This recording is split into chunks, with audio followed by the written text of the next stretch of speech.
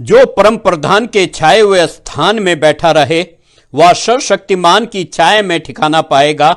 मैं यहोवा के विषय कहूंगा, वो मेरा शरण स्थान और गढ़ है, वह मेरा परमेश्वर है, मैं उस पर भरोसा रखूंगा। प्रभु यीशु मसीह के मधुर नाम में आप सभी को मेरा जय मसीह की। परमेश्वर का धन्यवाद हो कि परमेश्वर ने हमें यह अनुग्रह दे दिया कि आज फिर से हम परमेश्वर के इस पवित्र दिन में उसके चरणों पर आकर के आराधना और स्तुति कर सकते हैं। परमेश्वर का धन्यवाद हो कि प्रभु के जी उठे दिन में परमेश्वर ने हमें अनुग्रह दे दिया और संभाल के रखा। मेरे प्रियो, परमेश्वर को हम धन्यवाद देना चाहते हैं कि उसने हर एक परिस्थिति में हमें संभाल के रखा है और फिर से अनुग्रह दे दिया कि हम उसकी आराधना और स्तुति कर सकते हैं। मेरे प्रियो, इससे पहले कि हम आराधना में आगे जाएं, मैं पास्टर महेश से निवेदन करूंगा कि वो भजन संहिता पढ़ने और आरंभिक प्रार्थना में हमारी अगुवाई करें। प्रभु धन्यवाद। इस समय हम लोग प्रार्थना में चलेंगे और आज आरंभ की प्रार्थना में स्वर्ग में विराजमान प्रभु जी, हम आपके पास आते हैं इस रविवार की आराधना में। प्रभु, हम आपका स्वागत करते प्रभु जी, आप हमारे बीच में आइए और परमेश्वर चलिए फिरिए प्रभु। और जितने तेरे दास भक्तों ने प्रभु ऐसे आज के आराधना में प्रभु अपना योगदान दिया, इस पर तेरे आशीष ठहरे, तेरा अनुग्रह ठहरे प्रभु जी। हम परमेश्वर जब तेरे वचन को सुनते प्रभु जी, अनुग्रह उड़ेलना परमेश्वर प्रभु जी, हम तेरी आराधना में शामिल होते प्रभु, तेरा अनुग्रह होने पाए, हम सब लोग तेरी आराधना को प्रभु करें और तेरे नाम की महिमा होने पाए प्रभु। हम गवाहियाँ सुने, उसके द्वारा आपको महिमा मिले। जो हम दान ऑफरिंग देते प्रभु, सबके द्वारा आपको महिमा मिले। पिता, हम अपनी पूरी आराधना को तेरे हाथों में देखते प्रभु, आरंभ से लेकर अंत तक प्रभु तेरी सहभागिता, तेरी सहायता चाहते हैं और सुनने वालों पर तेरा अनुग्रह ठहरे प्रभु जी, देखने वालों पर तेरा अनुग्रह ठहरे। बीमारियां प्रभु दूर होने पाए परमेश्वर, निर्बलताएं दूर होने पाए प्रभु जी। और प्रभु तेरे बच्चे प्रभु इस आराधना के द्वारा आत्मिक, शारीरिक, मानसिक और भावनात्मक आशीषों को प्राप्त करें प्रभु। आप बड़े, हम घटे, यीशु ख्रिस्ट के नाम से मानते हैं, आमेन। इस समय हम लोग भजन संहिता 100 को पढ़ेंगे और यहाँ इस प्रकार लिखा भजन संहिता 100 में, हे सारी पृथ्वी के लोगों यहोवा का जय जयकार करो, आनंद से यहोवा की आराधना करो, जय जयकार के साथ उसके सन्मुख आओ। निश्चय जानो यहोवा ही परमेश्वर है और उसी ने हमको बनाया है और हम उसी की प्रजा हैं और उसकी चराई की भेड़ें हैं। उसके फाटकों में धन्यवाद और उसके आंगनों में स्तुति करते हुए प्रवेश करो। उसका धन्यवाद करो और उसके नाम को धन्य कहो, क्योंकि यहोवा भला है, उसकी करुणा सदा के लिए है और उसकी सच्चाई पीढ़ी से पीढ़ी तक बनी रहती है। प्रभु का धन्यवाद, परमेश्वर की महिमा हो मेरे प्रियो। और यहाँ प्रभु का वचन कहना चाहता है, बड़ी सुंदर, बड़ी प्यारी बात कहता है, हे सारी पृथ्वी के लोगों यहोवा का जय जयकार करो। सारी पृथ्वी के लोगों के लिए आह्वान है कि हम प्रभु की आराधना करें, प्रभु की स्तुति करें। कैसे करें? आनंद के साथ, खुशी के साथ। और जब आनंद होता है, किसी को बोलने की जरूरत नहीं, तो ताली बजाओ। बोलने की आवश्यकता नहीं कि तुम आज हाथ हिलाओ। आनंद से यहोवा की आराधना करो और जय जयकार के साथ उसके सन्मुख आओ। जब उसके साथ आते हो, सन्मुख आते हो, तो जय जयकार के साथ आओ, खुशी के साथ आओ और निश्चय जानो यहोवा ही परमेश्वर। इस बात का निश्चय कर लो कि यहोवा ही परमेश्वर, उसी ने आपको और मुझको बनाया है। तो आज एक विशेष बात याद रखिएगा कि प्रभु का वचन मुझे और आपको बताना चाहता है, यहोवा ने सारी पृथ्वी के लोगों के लिए, और काहे के लिए? यहोवा की जय जयकार करने के लिए, यहोवा की आराधना करने के लिए। और इस समय है, आइए हम प्रभु की आराधना में शामिल हो। सबको जय मसीह की। पास्टर महेश को आरंभिक प्रार्थना में अगुवाई करने के लिए धन्यवाद। मेरे प्रियो, अब समय है कि हम कुछ समय आराधना में व्यतीत करेंगे और मैं आमंत्रित करना चाहता हूं आराधना टीम से कि वो सामने आए और आराधना में हमारी अगुवाई करें। आप सबको जय मसीह की। परमेश्वर का धन्यवाद देते हैं कि उसने हमें एक और सुंदर दिन दिया जिसमें हम उसकी आराधना और स्तुति कर सकते हैं। परमेश्वर के वचन में भजन संहिता 86:12 में ऐसा लिखा है, हे परमेश्वर मेरे स्वामी, मैं संपूर्ण मन से तेरा गुण गाता हूं, मैं तेरे नाम का आदर सदा सर्वदा करूंगा। सच में क्यों ना हम परमेश्वर की आराधना अपने संपूर्ण मन से करें और उसके नाम का आदर करें, क्योंकि वो आदर और महिमा के योग्य परमेश्वर है। आइए इन कुछ गीतों को गाकर उसकी महिमा करें।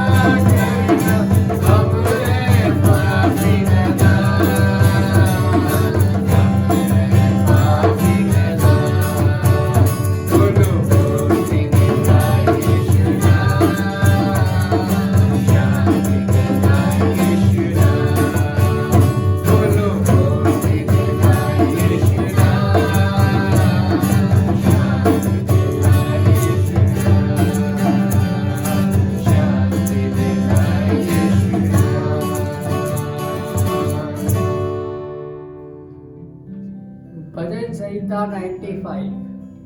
आओ हम यहोवा के लिए ऊंचे स्वर से गाएं, अपने उद्धार की चट्टान का जय जयकार करें। तो हम परमेश्वर के लिए गाना गाएं और हम उसकी आराधना कर सके, प्रशंसा कर सके और उसका हम जय जयकार कर सके। ये महत्वपूर्ण बात है।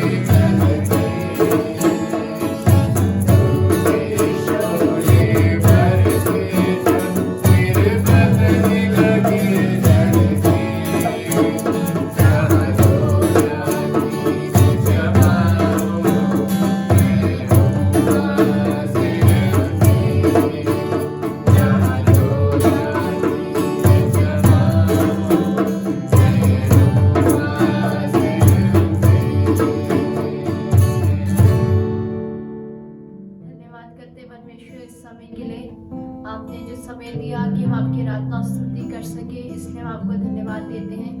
हमने जो भी गीत गाए हम आपकी आराधना कर पाए, आपने हमारी अगुवाई करी, इसलिए हम आपको धन्यवाद देते हैं। आप हमें अपने और आत्मा से भरिए कि हम आपकी आराधना आत्मा और सच्चाई से कर सके, और जो भी अभी हम आपके वचन में सुनते हैं और आगे की पूरी सभा को हम आपके हाथों में सौंपते हैं। आपकी अगुवाई और आपका पवित्र आत्मा हम सबके बीच में कार्य कर पाए। आपके हर आशीषों के लिए हम आपको धन्यवाद करते हैं। यीशु मसीह के नाम से मांगते हैं, आमीन। परमेश्वर का धन्यवाद हो कि परमेश्वर ने हमें अनुग्रह दिया और कुछ समय हम आराधना में व्यतीत करने पाए। आराधना टीम को बहुत बहुत धन्यवाद। प्रभु आपको आशीष दे। मेरे प्रियो, अब समय है कि हम मध्यस्थता की प्रार्थना में जाएंगे और मैं निवेदन करूंगा पास्टर राजू जॉन से कि वो मध्यस्थता की प्रार्थना में हमारी अगुवाई करें। आइए हम सब प्रार्थना करें। Hallelujah, hallelujah, hallelujah, hallelujah. धन्यवाद, धन्यवाद, धन्यवाद, धन्यवाद। राजाओं के राजा, प्रभुओं के प्रभु, प्रभु यीशु, हम आपका हृदय और आत्मा से इस समय के लिए धन्यवाद देते हैं पिता। इस सुबह के समय में पिता परमेश्वर, हम अपने आप को, अपने जीवन को, अपने परिवार को और इस प्रार्थना में जुड़े तमाम भाई बहनों को, पिता परमेश्वर आपके सेवकों को हम आपके सामर्थ्य सिंहासन के पास आपके पुत्र प्रभु यीशु के नाम से लेकर आते हैं पिता। हम प्रार्थना करते हैं परमेश्वर, आज की आराधना प्रार्थना आपको बहाने पाई, इसके लिए हम आपका धन्यवाद देते हैं पिता। हम प्रार्थना करते हैं आज के वचन के अनुसार पिता तू हमसे बातें करना, आशीष देना पिता। आज का वचन हम सब के लिए, हमारे परिवारों के लिए, हमारे घराने के लिए, हमारी कलीसियाओं के लिए एक आत्मिक उन्नति का कारण होने पाए। विशेष तौर से हम प्रार्थना करते हैं परमेश्वर पिता, हमारे देश के अंदर पिता परमेश्वर जो भी इस समय हालात है प्रभु, आप सारे हालातों को जानते हैं, सारी महंगाई को जानते हैं पिता। हम प्रार्थना करते हैं तू अपनी करुणा इस बार फिर से अपने इस देश के ऊपर, हिंदुस्तान के ऊपर अपनी करुणा और अपनी दया को उंडेलना पिता, ताकि पिता परमेश्वर इस देश से सारी समस्याएं, सारी पिता परमेश्वर जो भी हालात हैं वो सब कंट्रोल में आने के लिए प्रार्थना करते प्रभु। हम धन्यवाद देते हैं कि आपने पिछले दिनों में हमारी प्रार्थनाओं का उत्तर दिया प्रभु जी। सच में पिता उस करुणा की जो भी दवाई पिता परमेश्वर इस दिल्ली में लगना चालू हुई है, और प्रभु जी और भी जो राज्य में लग रही है पिता परमेश्वर, उसकी दवाई पिता, उसका जो भी पिता परमेश्वर जो भी उसका एंटीडोज जो लग रहा है पिता परमेश्वर, उन सब पर हम तेरी आशीष को चाहते हैं। जितने डॉक्टर्स को, जितने पिता परमेश्वर स्टाफ्स को और जितने लोगों को वो पिता परमेश्वर इंजेक्शन लगा है प्रभु जी, उन सबको भी तो आशीष करना, और प्रभु जी जल्द से जल्द पिता परमेश्वर वो हर एक जन को, हर एक मनुष्य को लगने पाए, ताकि आपके नाम की महिमा हो। विशेष तौर से हम प्रार्थना करते हैं परमेश्वर पिता, आपके जितने भी सेवक इस समय यहाँ पर जुड़े हैं परमेश्वर, उनकी पिता परमेश्वर पारिवारिक जीवन के लिए, उनके कलीसियाओं के लिए पिता, उनको और ज्यादा आशीष देना प्रभु जी। उनके हर एक क्षेत्र में तू फलवंत करना, आशीष देना, हर एक जन की जरूरतों को पूरा करना, अनुग्रह करना। विशेष तौर से हम प्रार्थना करते हैं परमेश्वर हमारे देश के लीडर्स के लिए प्रभु जी, हर एक जन को तू संभालना, आशीष देना प्रभु। बुजुर्गों को, जवानों को, बच्चों को, हर एक जन को पिता परमेश्वर तू आशीष करना प्रभु। जो भी वर्ल्ड फ्लू फैल रहा है पिता परमेश्वर, वो भी वायरस खत्म होने के लिए हम प्रार्थना करते परमेश्वर। हमारे देश के, हिंदुस्तान के जवान बच्चों को प्रभु हम तेरे विशेष तौर से हाथों में सौंपते हैं। तमाम बुरी संगति से, बुरे विचारों से और पिता परमेश्वर बुरे कार्यों से उन्हें बचाकर उन्हें आशीष करना। धन्यवाद पिता, आपने हमारी प्रार्थना को सुना। आगे के सारे समय को, वचन को, आगे की सारी एक्टिविटीज को, इस पूरे महीने को हम आपके हाथों में सौंपते हैं प्रभु जी। प्रभु जी हम प्रार्थना करते परमेश्वर पिता, होने दे मेरे राजा जितने भी पिता परमेश्वर डॉक्टर्स हैं, जो भी पिता परमेश्वर मिलिट्री में काम करने वाले जवान हैं पिता, और पिता परमेश्वर सबको हम तेरे लहू में डालते पिता। इस देश की इकोनॉमी को और आशीष कर प्रभु जी, इस देश की सारी समस्याओं को तू दूर करना प्रभु। धन्यवाद के साथ प्रार्थना को पिता परमेश्वर आपके हाथों में सौंपते हैं। आज के वचन, आज की आराधना, आज की प्रार्थना, आज के गवाहियां, हर एक बात पे हम आपके अनुग्रह को यीशु के नाम से मांगते हैं। जो भाई लीड करते प्रभु, जो परमेश्वर आपके सेवक लीडिंग करते हैं, जो आपके सेवक पिता परमेश्वर वचन को लेकर खड़े होते हैं, उन सब पर आपके विशेष अनुग्रह को मांगते हैं। धन्यवाद पिता, आगे के सारे समय को, सारी बातों को, पूरी सभा को, जितने लोग हमारे साथ जुड़े उन सबको हम तेरे हाथों में सौंपते हैं। धन्यवाद के साथ प्रार्थना यीशु के नाम से मांगते हैं, आमीन, आमीन। पास्टर राजू जॉन को मध्यस्थता की प्रार्थना में अगुवाई करने के लिए बहुत बहुत धन्यवाद। प्रभु आपको बहुत आशीष दे। मेरे प्रियो, अब समय है कि हम परमेश्वर के वचन को सुन लेंगे। परमेश्वर का धन्यवाद हो कि आज हमारे बीच में परमेश्वर के दास डॉक्टर रेवरेंड नेविड देहरादून से हैं। मेरे प्रियो, मैं प्रभु के नाम में उनका स्वागत करता हूं और निवेदन करता हूं कि वो सामने आए और आज हमारे बीच में परमेश्वर के वचन की सेवा करें। गुड मॉर्निंग और स्वागतम। नवजीवन चर्च की कलीसिया को आज प्रभु यीशु मसीह के मधुर नाम में मैं सत सत प्रणाम करता हूं। इसके साथ ही मैं परमेश्वर का और भाई सामंत दास का भी बहुत बहुत धन्यवाद देता हूं, जिन्होंने मुझे एक और सुंदर अवसर दिया कि मैं परमेश्वर का वचन आप तक पहुंचा सकूं। मैं एक बार फिर से अपने अजीजों का धन्यवाद देना चाहता हूं। इससे पहले कि मैं कुछ भी परमेश्वर के वचन से आपसे बोलूं, मैं आपको बताना चाहता हूं कि ये बहुत बड़ी जिम्मेदारी होती है कि परमेश्वर के वचन को अपने हाथों में ले या उसका प्रचार करें या उसको दूसरों तक पहुंचावें। ये बहुत बड़ी जिम्मेदारी है, क्योंकि मैं जानता हूं कि मेरा परमेश्वर मुझसे एक दिन आएगा, वो मुझसे पूछेगा कि जब मैंने तुझे ये जिम्मेदारी दी थी, ये वचन अपने लोगों तक पहुंचाने के लिए क्या तूने सच्चाई से पहुंचाया या उल्टा सीधा झूठ पहुंचाया या बगैर सोचे समझे पहुंचाया।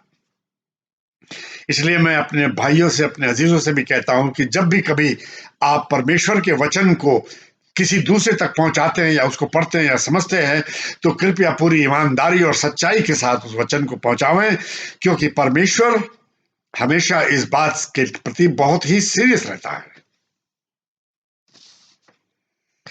अंत में एक बार फिर से मैं आपको धन्यवाद सबको देता हूं इस मौके के लिए। पौलुस आज हमसे कुछ बातें कर रहे हैं और ये हमसे बता रहे हैं कि हम लोग प्रभु यीशु मसीह में पुनः जीवित हो गए। प्रभु यीशु मसीह में, इसका क्या अर्थ हुआ? हम में से बहुत सारे भाई और बहन और अजीज यहाँ पर बैठे हुए हैं जिन्होंने नवजीवन चर्च के द्वारा बपतिस्मा प्राप्त किया होगा या किसी दूसरे कलीसिया के द्वारा बपतिस्मा प्राप्त किया होगा। और इस बपतिस्मे का अर्थ क्या है? इसके ये जो प्रक्रिया है, इसका अर्थ क्या है? इसका अर्थ ये है कि एक बार आप बपतिस्मा प्राप्त करते वक्त पानी के नीचे जाते हैं और फिर आप पानी के बाहर आते हैं। क्या हुआ इसका अर्थ? पानी के नीचे जाने का अर्थ हुआ कि आप अपने पापों में मर गए। आप, मृत्यु हो गई आपकी। किसमें? अपने पापों में मृत्यु हो गई। परंतु जब आप पानी से ऊपर आते हो तो आप प्रभु यीशु मसीह के साथ पुनर्जीवित किए जाते हो और आप एक ऐसे मनुष्य बन के बाहर निकलते हो जो सच्चाई और ईमानदारी से भरा हुआ व्यक्ति है। एक नया जीवन है, एक नया व्यक्ति है जो पाप रहित है, एक पवित्र जीवन है, एक बदला हुआ व्यक्ति है, परिवर्तित व्यक्ति है जो किसी की बुराई नहीं करता परंतु भले कामों में लग जाता है। यही तो पौलुस आज हमको समझाना चाह रहे हैं, हमको बताना चाहते हैं कि हम लोग प्रभु यीशु मसीह में पुनः जीवित किए गए हैं। यही बात पौलुस रोमियो के 6वें अध्याय के उसके 3रे पद में भी बात कर रहे हैं कि हम लोग प्रभु यीशु मसीह की मृत्यु में बपतिस्मा पाए हुए लोग हैं। इसलिए हम उसी के साथ हम दफन किए गए पानी के अंदर। जैसे मसीह को दफन कर दिया गया था उसकी मृत्यु के पश्चात, वैसे हम भी दफन किए गए। और जब हम दफन कर दिए गए मसीह के साथ, तो एक समय आता है जब मसीह जीवित हुआ, पुनः जीवित हुआ और हम मसीह के साथ हम भी जीवित हुए परमेश्वर पिता की महिमा के द्वारा। और जब मसीह परमेश्वर पिता की महिमा के द्वारा पुनः जीवित हुआ, तो हम भी पुनः जीवित होते एक नया जीवन प्राप्त करके। यही तो पौलुस आज हमको समझाने की कोशिश कर रहे हैं कि हम एक नए व्यक्तित्व में आ गए हैं। जब मसीह में आए हैं तो हमारा व्यक्तित्व एक नया व्यक्तित्व बन गया, पाप रहित व्यक्तित्व हुआ। परंतु इस वक्त मैं आपको एक कॉशन देना चाहता हूं, एक चेतावनी देना चाहता हूं, जरा होशियार रहें आप कि आप इस प्रक्रिया को बहुत ही गंभीरता से लें, ये हल्के में ना लें। बाइबल में बहुत सारी जगहों पर इस बात को कहा गया है कि जीवते परमेश्वर के हाथों में होना खतरनाक बात है। It is dangerous to be in the hands of the living God. इसलिए मेरा आपसे ये चेतावनी है कि इस बात को या परमेश्वर की किसी भी बात को बहुत हल्के में न लें, क्योंकि इन सब बातों के बड़े गंभीर परिणाम होते हैं। और ये गंभीर परिणाम सिर्फ दुख तकलीफ या कोई नुकसान या बीमारी या परेशानी ही नहीं है, परंतु मृत्यु तक हो सकती है। इसलिए आइए इस प्रक्रिया को हम केवल एक कर्मकांड ना बनाकर बैठ जाएं। कुछ लोग इसको एक कर्मकांड समझकर अंदर चले आते हैं कि हम ईसाई समुदाय के अंदर घुसना मांगते हैं। उनके कारण अलग अलग होते हैं। कुछ लोग लालच से भी आते हैं। कुछ लोग चाहते हैं कि मेरी शादी हो जाए कि ईसाई लड़की से, तो या ईसाई लड़के से मेरी शादी हो जाए, इसलिए मैं ईसाई हो गया। बहुत सारे स्वार्थपूर्ण कारणों से भी लोग आते हैं मसीही मंडली के अंदर। परंतु मैं आपको बता देना चाहता हूं, इन सभी बातों के परिणाम बड़े गंभीर होते हैं, क्योंकि आप सच्चाई और ईमानदारी से प्रभु के पास नहीं आए हैं। जैसा मैंने कहा है कि परमेश्वर के, जीवते परमेश्वर के हाथों में रहना बहुत खतरनाक बात है। इस खतरे को मोल ना लें आप। तो भी मैं आपसे ये बताना चाहता हूं, अगर आपके मन में सच्चाई है, आपका मन सच्चाई से परिवर्तित हो रहा है और आप वास्तविकता में प्रभु यीशु मसीह में अपने पापों के साथ मर चुके हैं और प्रभु यीशु मसीह में पुनः जीवित हो उठे हैं, तब आप अपने मन से सारी सांसारिकता को दूर कर दें। हटा दीजिए सांसारिकता को और अपने मन में स्वर्गीय बातों को आने दीजिए। उधर ध्यान लगावें अपना, क्योंकि प्रभु यीशु मसीह परमेश्वर पिता के दाहिने हाथ पर बैठा हुआ है, हम लोग को देख रहा है। और जब वो दोबारा आएगा, परमेश्वर पिता की महिमा के साथ आएगा और हम भी उसी के साथ प्रकट हो सकते हैं, अगर हमारे मन में सच्चाई और ईमानदारी है। प्रभु कहता है कि सर्वोत्तम परमेश्वर की और उसके राज्य की खोज करो, ये सारी बातें तुमको मिल जाएंगी।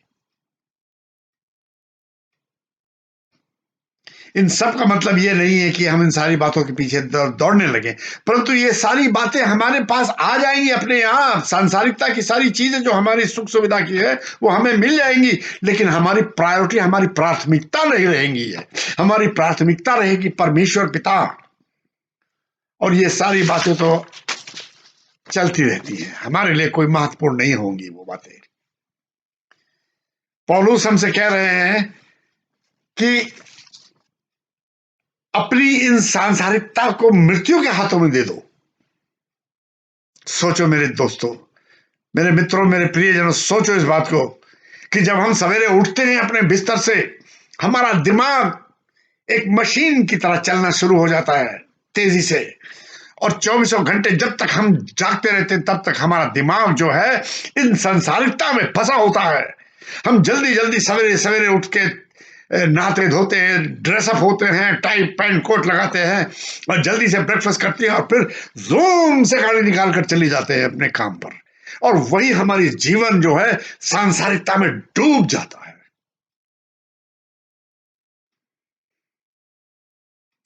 हम हर चीज को की तरफ जब देखते हैं, हमें ये भी चाहिए, हमें वो भी चाहिए, हमें वो भी चाहिए, हमें ये भी चाहिए, हर चीज को हम लेना चाहते हैं, चाहे सही तरीके से चाहे गलत तरीके से, हर तरह से हम उसको लेना, प्राप्त करना चाहते हैं और हम कर लेते हैं। ये भी नहीं सोचते हैं कि हम किसी दूसरे की का नुकसान कर रहे हैं।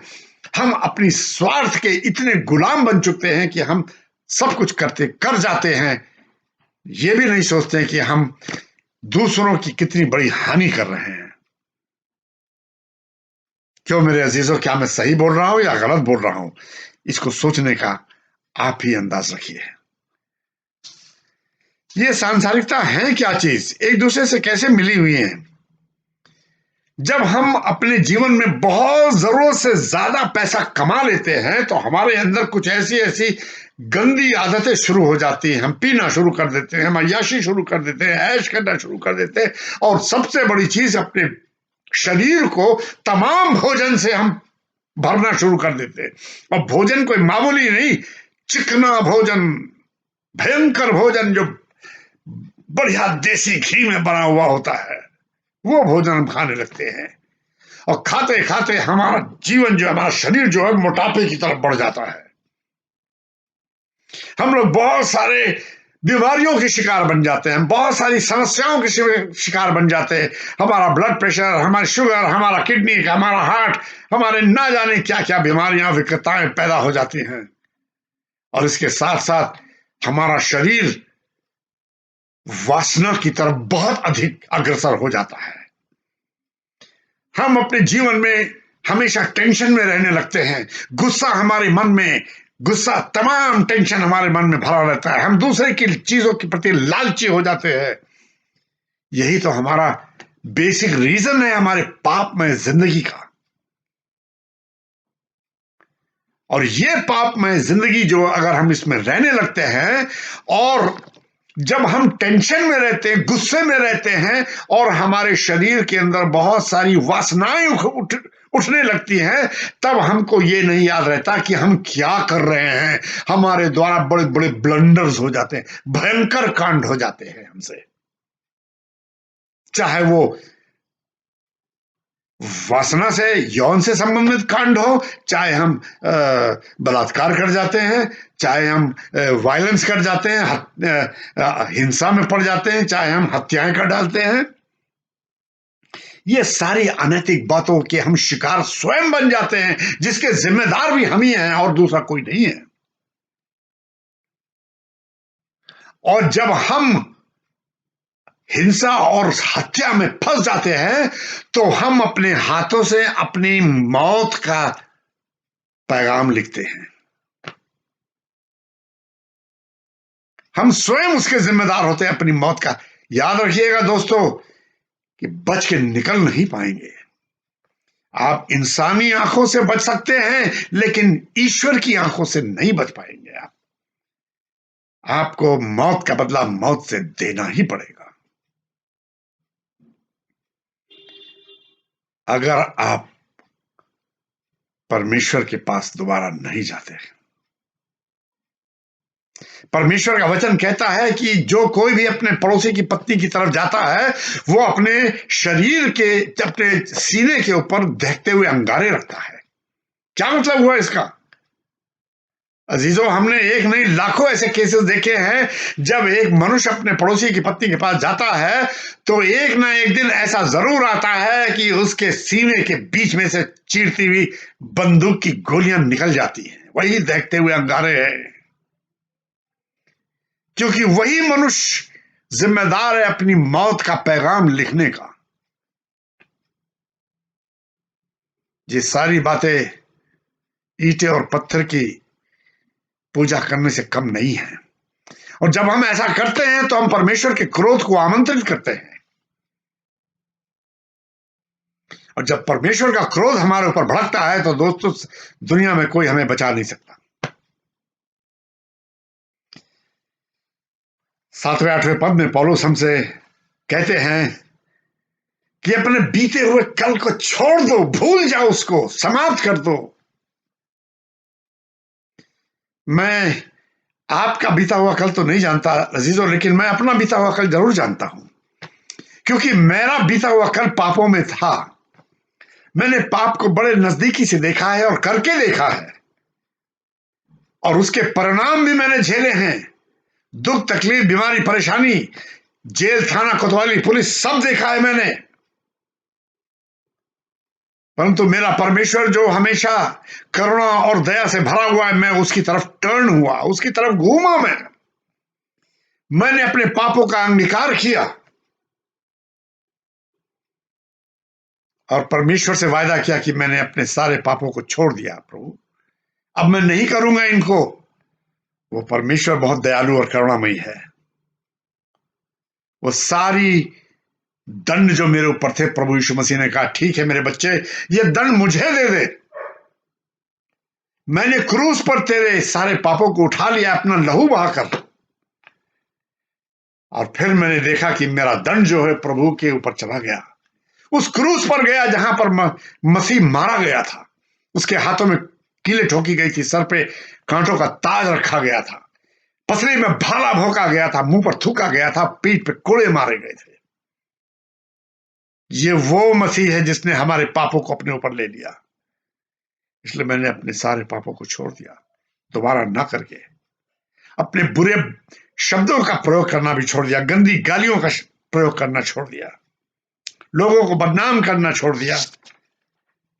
अब मैं नहीं चाहता कि परमेश्वर की आत्मा को मैं किसी भी प्रकार से दुखाऊं।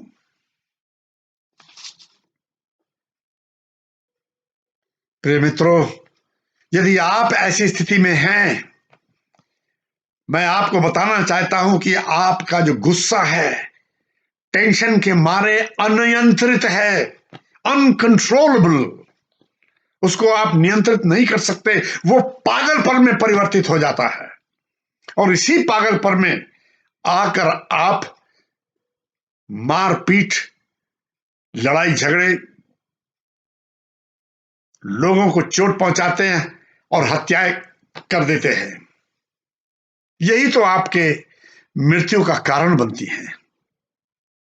नौजवानों, खास तौर से मैं आपसे बात करना चाहता हूं, अपने गर्म खून में या जवानी की गर्मी में आप बहुत सारे काम ऐसे करते हैं जिसके परिणामों को आप नहीं सोचते। जो मैंने अपने जीवन में भुगते हैं, मैं आपको बताना चाहता हूं। जो तजुर्बे परमेश्वर ने मुझे दिए हैं, आज उसी के कारण से मैं आपके सामने खड़ा हुआ हूं। मैंने अपने उन पापों के कारण बहुत कष्ट उठाए हैं, बहुत कष्ट उठाए हैं। दर्द से भरा रहता था, टेंशन से भरा रहता था, फ्रस्ट्रेशन से भरा रहता था, दिमाग पागलों की तरह पागल हो रहा था। हथकड़ियां, बेड़ियां, पुलिस थाना, कोतवाली, सब कुछ देखा मैंने। क्यों चाहते हो अजीजों वो जिंदगी? अभी तो जवानी का जोश है, लेकिन जब जवानी ढलना शुरू होती है तब वो ऊपर आना शुरू होता है, परिणाम भुगतने पड़ते हैं। अच्छा यही है कि मैं आपको ये एडवाइस करता हूं, ये सुझाव देता हूं कि अपने पापों का अंगीकार कर लीजिए, प्रभु के सामने स्वीकार कर लीजिए उनको। आंसुओं से प्रभु के सामने अपने पापों का अंगीकार कीजिए और उससे बोलिए कि प्रभु मुझे क्षमा कर, अपने लहू से धोकर मुझे साफ पाक कर। परमेश्वर बहुत दयालु परमेश्वर है। दाऊद कहता है, लॉर्ड डू नॉट जज मी according to my since but जज मी according to your never Fehling mercies and everlasting love. हे परमेश्वर, मेरा न्याय मेरे पापों के अनुसार मत कर,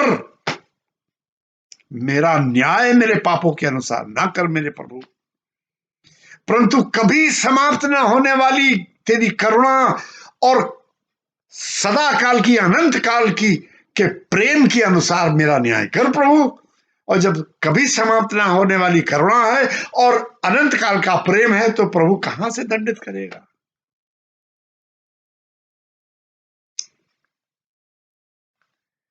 भजन संहिता 86 उसका 15 कहता है, Our God is slow to anger, abounding in love and faith, merciful Heavenly Father, He relents to send calamity. हमारा परमेश्वर बहुत धीरे क्रोध करने वाला है, विलंब से क्रोध करने वाला, अति करुणामयी, प्रेमी और विश्वसनीय परमेश्वर है। करुणामयी है, स्वर्गीय पिता है। वो हमारे ऊपर विपत्तियां भेजने से चिढ़ता है, घृणा करता है, हमारे ऊपर विपत्तियां नहीं भेजना चाहता। वो ऐसे प्रेमी परमेश्वर से क्यों अपना नाश करवाना चाहते हो? परमेश्वर कहता है कि वो एक पापी जन के मरने से प्रसन्न नहीं होता, परंतु वो प्रसन्न होता है इस बात से कि पापी प्रायश्चित करे और लौट कर मेरे पास आ जाए और नया जीवन पाले और वो जिए।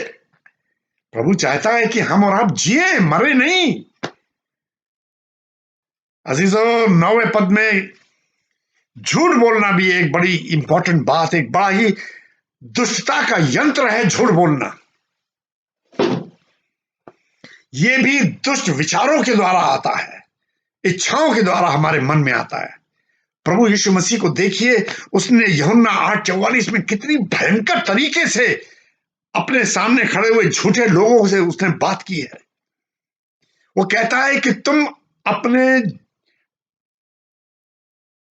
पिता की औलाद हो जो शैतान है, अर्थात तुम शैतान की औलाद हो और तुम उसके द्वारा या उसकी इच्छाओं को पूरा करना चाहते हो।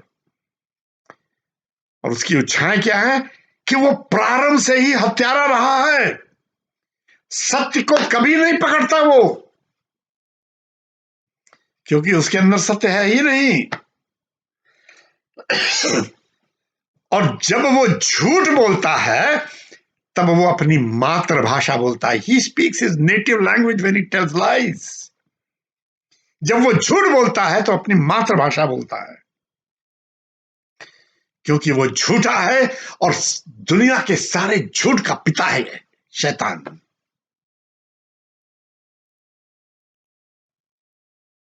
तथापि मनुष्य जब परमेश्वर में, प्रभु यीशु मसीह में पुनः जीवित होता है, अपने पापों में मरकर, हमें अपने सारी बुरी बातों को छोड़ देना चाहिए, अपना पुराना व्यक्तित्व छोड़ देना चाहिए, पुरानी बातों को छोड़ देना चाहिए। हमें नई प्रैक्टिसेस को ले लेना चाहिए, नया व्यक्तित्व ले लेना चाहिए जो मसीह में पाया जाता है।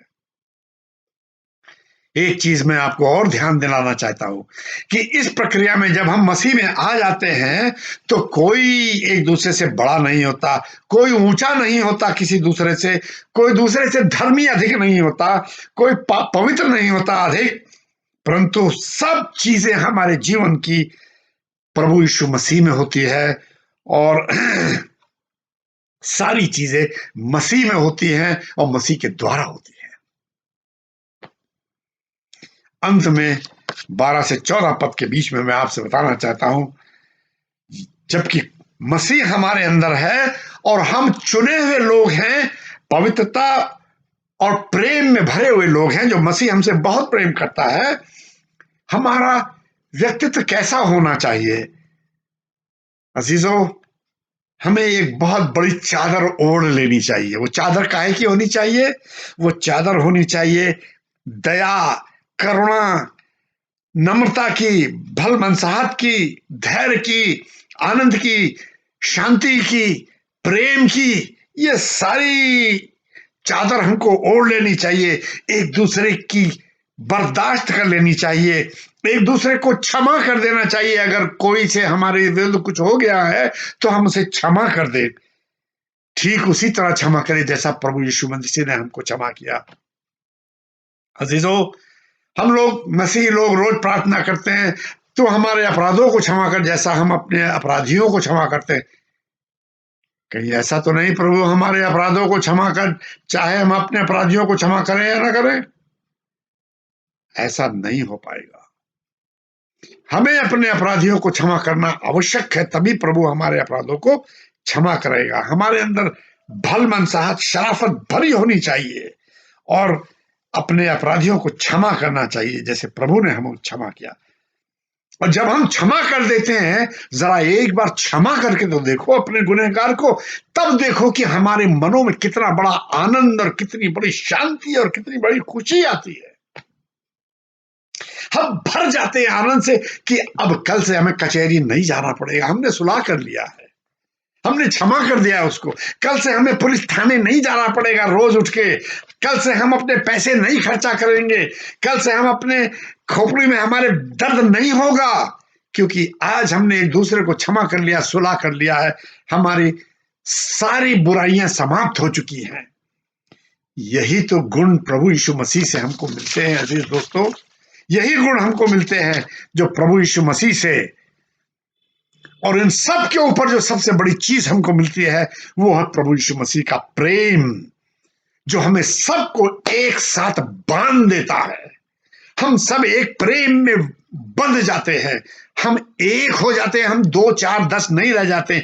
जैसा कि एक परिवार सदैव एक रहता है, हम एक परिवार, सारी मानवता प्रभु यीशु मसीह चाहता है कि एक परिवार के समान एक दूसरे से प्रेम करे, एक दूसरे का ध्यान रखे, एक दूसरे की बर्दाश्त कर ले, एक दूसरे को क्षमा कर दे, एक दूसरे से नम्र रहे, एक दूसरे से भलाई रहे, एक दूसरे के साथ धैर्य रखे।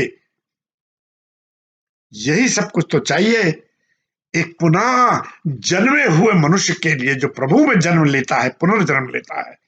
प्रभु में आप भी जन्म लीजिए और प्रभु के पास जाकर एक भले इंसान बनने की कोशिश करें।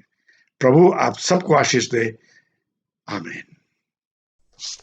मेरे प्रियो, परमेश्वर का धन्यवाद हो कि परमेश्वर ने अपने वचन के द्वारा हम सबको आशीषित किया है। मेरा विश्वास है कि आपको परमेश्वर के वचन के द्वारा आशीष प्राप्त हुई होगी। सो हम परमेश्वर का धन्यवाद देना चाहते हैं और साथ ही साथ धन्यवादी हैं रेवरेंड डॉक्टर नेविट का कि उन्होंने आज हमारे बीच में परमेश्वर के वचन की सेवा करी। प्रभु आपको बहुत आशीष दे। मेरे प्रियो, अब समय है कि हम प्रभु की मेज में जाएंगे और मैं निवेदन करता हूं पास्टर साइमन से कि वो सामने आए और प्रभु की मेज में हमारी अगुवाई करें। आप सभी को जय मसीह की। हम प्रभु यीशु मसीह के नाम से नवजीवन चर्च की तरफ से आप सबका स्वागत करते हैं। यह वक्त है कि हम अपने आप को प्रभु भोज के लिए तैयार करेंगे। इसलिए मेरा निवेदन है कि आप सभी अपने परिवार में, अपने बच्चों और अपने परिवार के साथ परमेश्वर की मेज में आने के लिए अपने आप को, अपने मन को तैयार करें। इसलिए आइए अपने सरों को झुकाएंगे और प्रार्थना करेंगे। अनुपम, अनुग्रहकारी, दयालु परमेश्वर, हम आपका हृदय से धन्यवाद देते हैं इस उत्तम समय के लिए जो आपने हमारे जीवन में दिया। प्रभु, इस प्रावधान के लिए, इस उपाय के लिए कि तूने हमसे ऐसा प्रेम किया कि प्रभु तूने अपनी मेज को हमारे लिए लगा दिया, ताकि प्रभु हम तेरे मारे जाने को, तेरे गाड़े जाने को, तेरे जी उठने को अपनी जिंदगियों में स्मरण करें और प्रभु तेरे जी उठने की सामर्थ्य को अपने जीवनों में ग्रहण करें। तेरे प्यारे प्रभु जी बलिदान को, तेरी मृत्यु को और तेरे बहे गए लहू को प्रभु अपने जीवनों में प्रभु ग्रहण करके प्रभु पापों से क्षमा मांग सके। इसलिए विनम्रता से तेरे पास आते हैं प्रभु, तो हमारे गुनाहों को क्षमा कर और हमें प्रभु अपनी नज़दीकी में रख, हमें पवित्र कर। और इस मेज के निकट आते हैं तो तू पवित्र है परमेश्वर। इसलिए हम सबको भी पवित्र होने के लिए डरते और कांपते हुए प्रभु भय के साथ इस मेज में प्रभु शरीक होने के लिए हम सबकी मदद सहायता करें। पवित्र आत्मा आप हमारी अगुवाई करें। प्रार्थना यीशु मसीह के नाम से मांगते हैं, आमीन। प्रभु भोज में जाने से पहले आइए हम परमेश्वर के वचन में से कुछ हिदायतों को पढ़ेंगे, जहां पे इस प्रकार से लिखा है, क्योंकि ये बात मुझे प्रभु से पहुंची और मैंने तुम्हें भी पहुंचा दी कि प्रभु यीशु ने जिस रात वो पकड़वाया गया रोटी ली और धन्यवाद करके रोटी तोड़ी और कहा, ये मेरी देह है जो तुम्हारे लिए है, मेरे स्मरण के लिए यही किया करो। इसी रीति से उसने ब्यारी के पीछे कटोरा भी लिया और कहा, यह कटोरा मेरे लहू में नई वाचा है, जब कभी पियो तो मेरे स्मरण के लिए यही किया करो। क्योंकि जब कभी तुम ये रोटी खाते और इस कटोरे में से पीते हो तो प्रभु की मृत्यु को जब तक वो न आए प्रचार करते हो। इसलिए जो कोई अनुचित रीति से प्रभु की रोटी को खाए या उसके कटोरे में से पिए, वो प्रभु की देह और लहू का अपराधी ठहरेगा। इसलिए मनुष्य अपने आप को जांच ले और इसी रीति से इस रोटी में से खाए और इस कटोरे में से पिए। क्योंकि जो खाते पीते समय प्रभु की देह को ना पहचाने, वो इस खाने और पीने से अपने ऊपर दंड लाता है। इसी कारण तुम में बहुत से निर्बल और रोगी हैं और बहुत से सो भी गए। यदि हम अपने आप को जांचते तो दंड ना पाते। प्रभु अपने वचन के पढ़े और सुने जाने पे आशीष दे। प्रियो, मैं निवेदन करूंगा परिवार में से एक जन जो बैप्टाइज्ड है वो इस समय रोटी को लेके खड़े हो जाएंगे अपने हाथ में, और हम प्रार्थना करेंगे रोटी के लिए और अपने आप को जांचेंगे, जैसा वचन को हमने पढ़ा है कि हम जांचते हुए अपने आप को प्रभु के सम्मुख खाली करेंगे। जो हमसे गुनाह हुआ, जो हमसे पाप हुआ, उस सब के लिए इस मेज के निकट आकर के प्रभु की मृत्यु को उस क्रूस के ऊपर दृष्टि करेंगे और कहेंगे, प्रभु मेरे पाप को क्षमा कर, मुझे बल और सामर्थ दे ताकि मैं जीवन जीऊं, क्योंकि यही जीवन देने के लिए तू इस धरती पे आया। आइए, जबकि हम अपने घरों में हैं और जो बैप्टाइज्ड मेंबर है घर का बड़ा है, वो रोटी को अपने हाथ में लेकर के हम सब खड़े हैं, तो आइए इस समय हम रोटी के लिए प्रार्थना करेंगे। अनुपम अनुग्रहकारी दयालु परमेश्वर पिता, हम तेरा धन्यवाद देते हैं तेरे असीम प्रेम के लिए, जो तूने अपने इकलौते पुत्र प्रभु यीशु मसीह को इस धरती पे भेजकर हमारे पापों की क्षमा के लिए उसकी देह तोड़ी गई, उसकी देह कुचली गई, वो हमारे अपराधों के कारण घायल हुआ। ओ प्रभु, हमारे अपराधों के कारण उस पर मार पड़ी।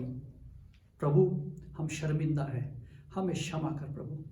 हम उस प्यार को जो तूने हमसे किया है, उसके मर्म को पहचानते हुए प्रभु तेरे समीप आके कहते हैं, अभी भी हम कमज़ोर हैं, अभी भी हम गलती करते हैं प्रभु, अभी भी हमारे विचारों में, हमारे व्यवहार में और हमारे वचनों में त्रुटि होती है। प्रभु, हमारे गुनाह तेरे सामने हैं और हम प्रभु उसका अंगीकार करते हैं। प्रभु तेरे सम्मुख इस मेज के सम्मुख आके प्रभु कहते हैं, तू हमारे पाप क्षमा कर दे। प्रभु तू क्षमा कर दे मुझे, हम सबको तू क्षमा कर दे और अपने लहू से धो के पाक और साफ कर दे। अपनी सामर्थ दे, जी उठने की सामर्थ दे, अनुग्रह कर, हम सबको आशीष दे। जब हम प्रभु क्षमा याचना के साथ इस रोटी को ग्रहण करते, इस बात को याद करते कि प्रभु तू हमारे पापों के लिए मारा गया, तेरी देह हमारे लिए तोड़ी गई। प्रभु आभारी और धन्यवादी थे प्रभु इस अनुग्रह के लिए जो तू हमें देता है। प्रभु इस रोटी पे तेरी आशीष हो और प्रभु जब हम इसको लेते हैं, तेरी अनुग्रह और प्रभु स्वर्गीय आशीष हम सब के घर और परिवार और जीवनों में भरपूरी से उतरे और हम तुझ में सामर्थ पाएं, तुझ में बलिष्ठ हो जाएं। प्रार्थना यीशु मसीह के नाम से मांगते हैं, आमीन। आइए प्रियो, हम लोग इस रोटी में सहभागी होने जा रहे हैं। हम लोग ये रोटी को लेंगे और इसको खाएंगे और उसी के बीच में हमारे लिए ये सुंदर गाना, सुंदर गीत बजेगा, जिसको हम ध्यान करें, जिसको हम ध्यान से सुने और तब तक हमारे बीच में ये रोटी को बांटेंगे और खाएंगे हम साथ और उसके बाद हम प्याले के लिए प्रार्थना करेंगे।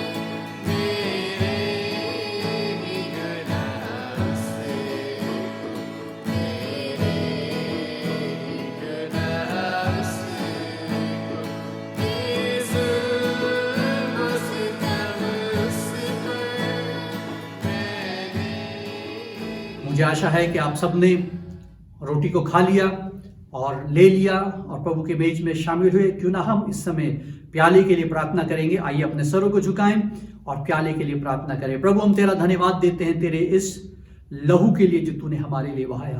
तेरे लहू बहाए जाने से हमारे पाप क्षमा होते हैं। प्रभु दया कर, अनुग्रह कर और अपने लहू के द्वारा हम सबको शुद्ध और पवित्र कर, अपनी कलीसिया को शुद्ध और पवित्र कर, हमारे संबंधों को शुद्ध और पवित्र कर। प्रभु जी, दया करो प्रभु कि हमारे संबंध तुझसे, हमारे संबंध हमारे परिवार के एक एक जनों से और हमारे संबंध प्रभु तेरी कलीसिया के हर एक जन से प्रभु शुद्ध और पवित्र पाई जाए।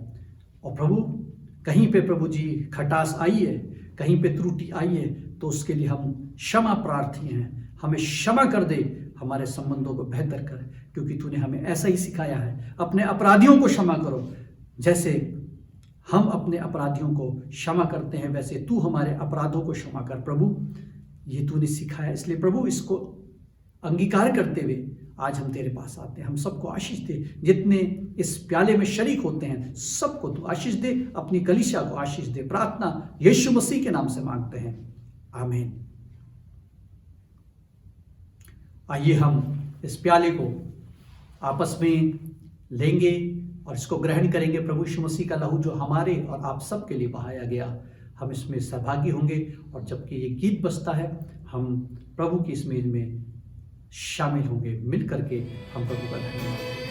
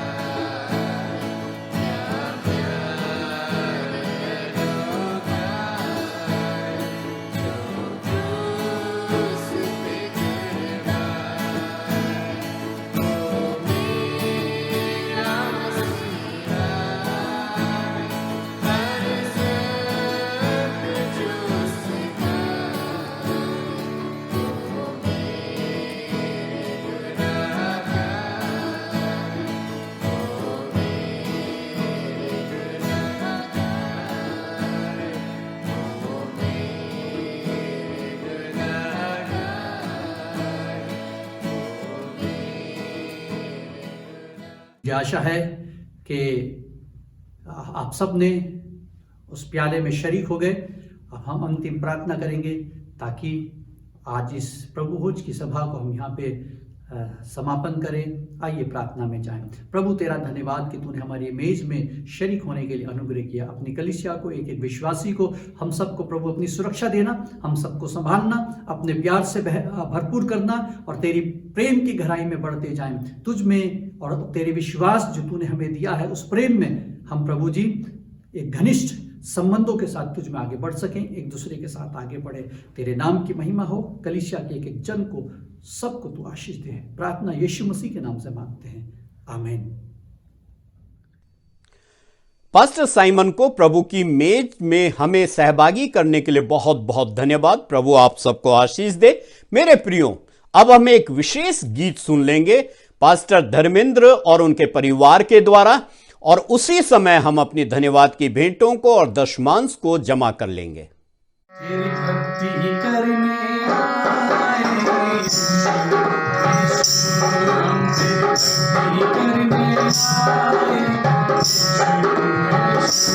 तेरे दर्शन करने आए, तेरे दर्शन करने आए, हम यीशु यीशु, हम यीशु यीशु, तेरी भक्ति करने आए, यीशु यीशु, तेरी भक्ति करने आए, यीशु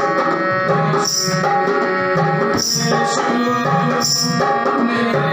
यीशु, यीशु मेरे यीशु, तेरी भक्ति करने आए, यीशु तेरी भक्ति करने तेरे द्वारे हमने आए, तेरे द्वारे हमने आए, तीनों चल कर घास लगाए, तीनों चल कर घास लगाए, सीट चलाने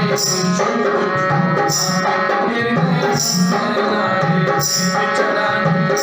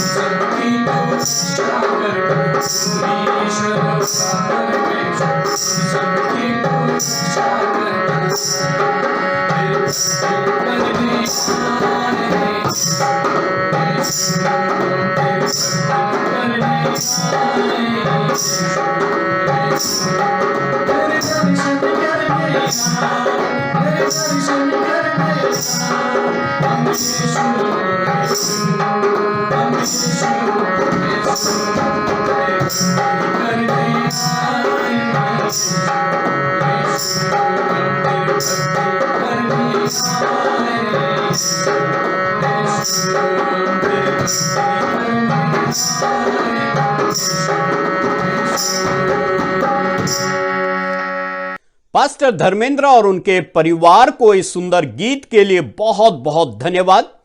मेरे प्रियो, अब समय है कि हम प्रार्थना में जाएंगे और मैं निवेदन करता हूं पास्टर देवराज से कि वो इस दान के लिए और वचन के लिए प्रभु को धन्यवाद दें।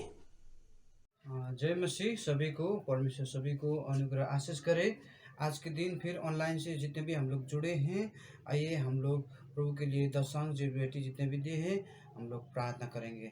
महान जीवित परमेश्वर, स्वर्ग और पृथ्वी के मालिक, तुझे धन्यवाद करते हैं। तेरे आज्ञा के अनुसार तेरे भंडारों में प्रभु दशांश और भेंट लेके आए हैं। प्रभु इसको छू और शुद्ध कर, और प्रभु पृथ्वी में जितने भी है प्रभु इस दशांश और भेंट तेरे राज्य के लिए, तेरे महिमा के लिए खर्च होने पाए। प्रभु परमेश्वर, हम लोग जितने भी ऑनलाइन से जुड़े हैं, जितने भी दिए हैं, सभी को तू आशीष कर और तेरी महिमा प्रशंसा होने पाए, क्योंकि तेरे वचनों के अनुसार हम लोग विश्वास योग्य होके तेरे राज्य में, तेरे भंडारों में लेके आए हैं। प्रभु परमेश्वर, पवित्र आत्मा परमेश्वर अनुग्रह कर। जितने भी हम लोग जुड़े हैं ऑनलाइन से, प्रत्येक को प्रभु परमेश्वर तू आशीष कर और तेरी महिमा होने पाए।